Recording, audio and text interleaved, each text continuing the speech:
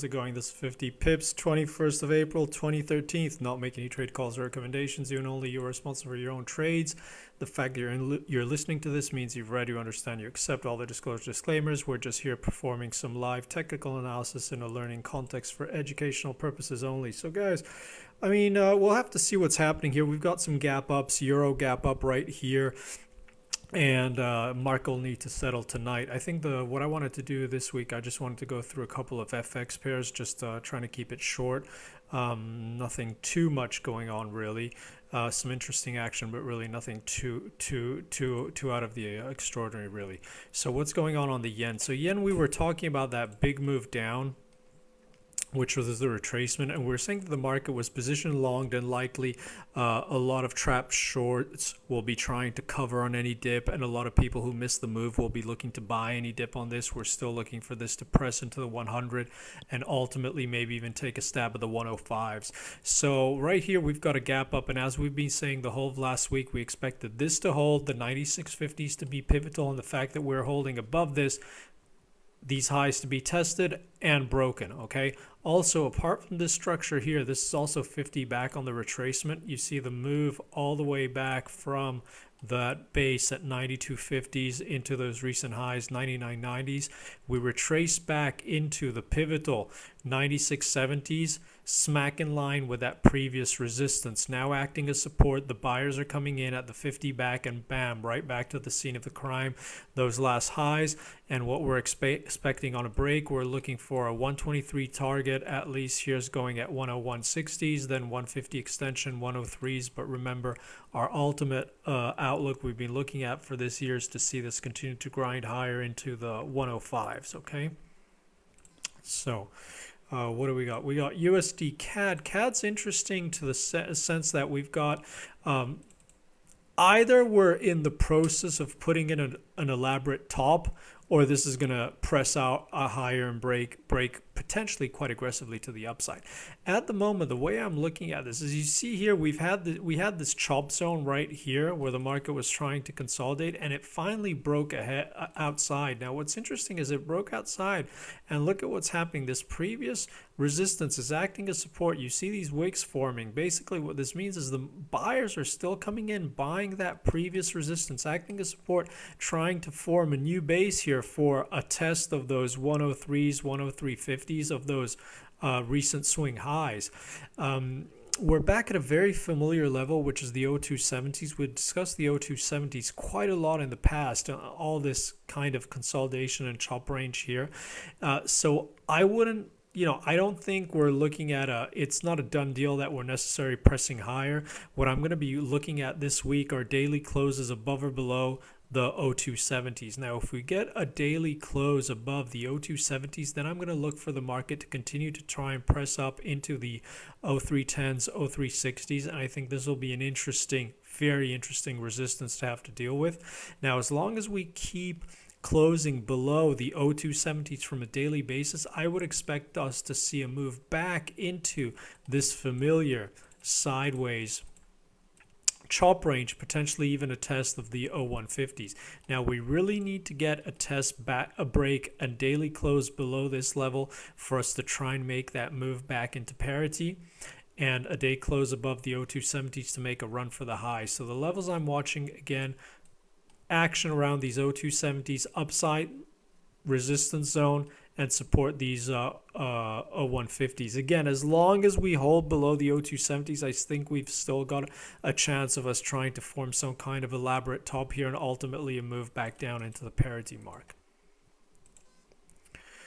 Just think a lot. I was talking about these CAD JPY, NZD JPY, all these weekly closes on Twitter last week, and I was saying heads up for the weekly closes, heads up for the weekly closes.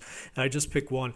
The outlook here is basically you see that most of these ended up what happened. We had that sharp sell-off and then very aggressive buyers coming in, and then we closed positive for the week. Okay, so the only thing I'm saying here is that similarly to the yen, all those dips were buying opportunities for continuation of these rotations higher. I mean, we've been playing this since the breakout at 85s, 86s, and still looking this year to see 103 print.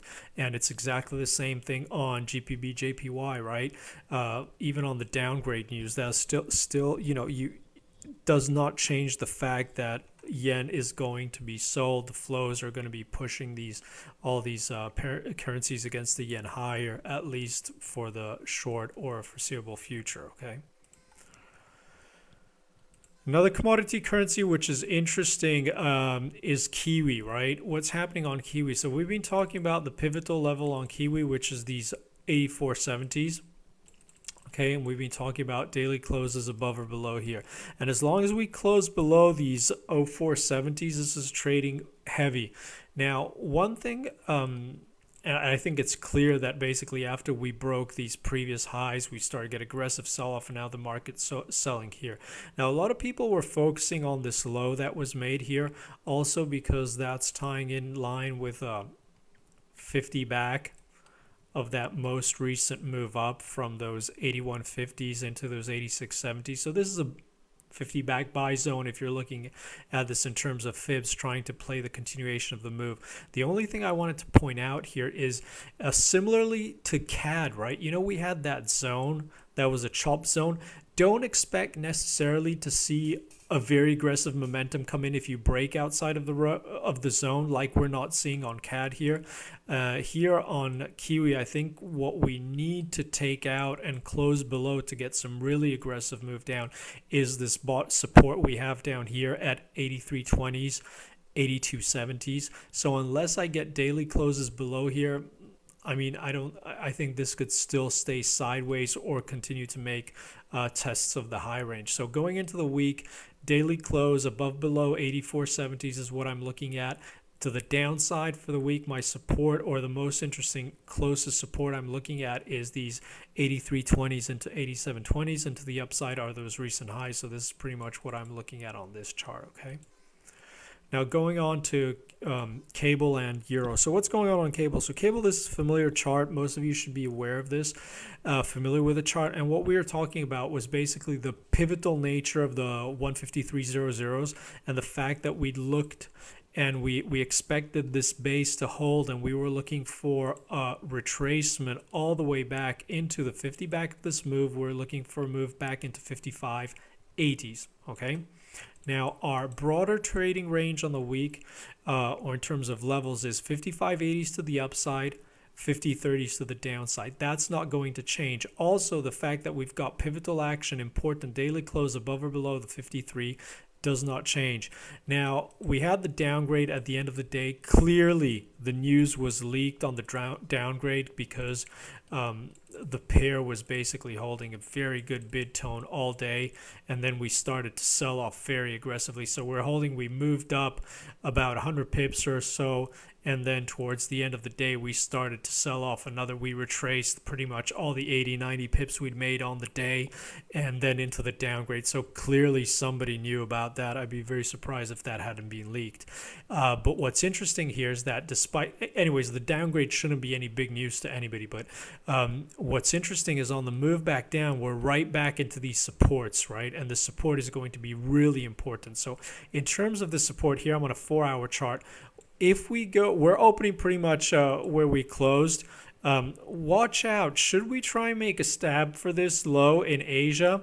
What you want to look at is you want to see if we manage to break lower and take out pretty much that, call it 52.00 level. And if we start holding below 52.00 and we go into London trade and we're holding below 52.00, this could trade with potentially a heavy tone. However, if we do not go into London into the open and trade below 152.00 and we're holding above, I still think we clearly have a stab at going back to test those 53.00. So that's really the important level. As long as we close below that on a daily, trading heavy above starting with a bit more of a bid tone. And what I wanted to do this week also with those outlooks is I wanted to give you, like we did on the CAD, on the Kiwi here, give you some levels to look at on daily for the whole week, so it'll kind of help you guide you in terms of feeling more bullish or bearish tone for the week. So that's what I'll be looking at for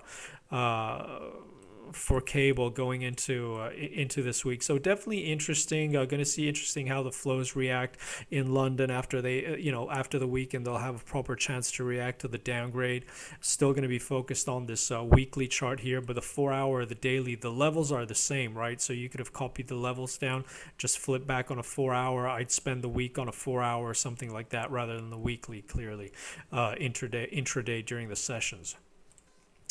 And last but definitely not least, what's going on Euro? Well, Euro's pretty much nothing much has happened, in the sense that if you remember what we talked about last Sunday in the video, I said we're looking upside 131.30s into 131.80s, and the downside 130.40s into 130.00. So pretty much the whole week, both of resistance and support were just extremely tradable, and very nice guide for trading the whole week. I think most people who are familiar with the outlook or looked at should have had a decent week on Euro.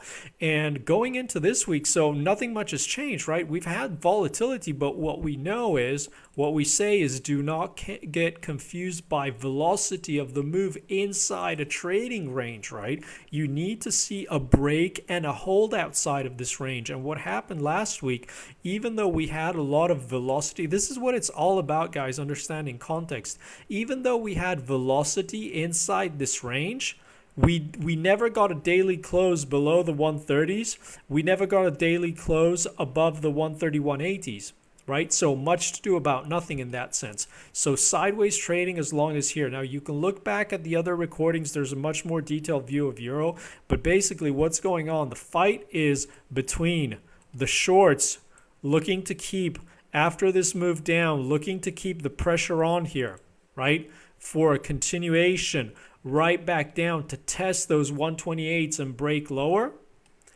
And the longs that are continuing this whole rotation up from those lows, hold above the 200-day moving average. 50 back here got bought. We'll be looking to buy any move back into this 200-day for a move right back into the 137s and ultimately into the 140s. Okay, so that's what's going on. We've discussed it a lot of times. There's no real change there. So what you want to watch going into this week is, do we get a daily close outside of this range, or is it going to be much to do about nothing? Are we still sideways chop? Is it still looking for direction? Okay. Good stuff, guys. So I wish you all a great Sunday. Enjoy the rest of the weekend. Have an awesome start to the week. Thanks for listening. Again, if you appreciate the content, don't be shy about sharing it, retweeting it. Always very much appreciated. I'll post it on the blog too. Have an awesome one, and see you guys for London Open, okay? Take care, guys.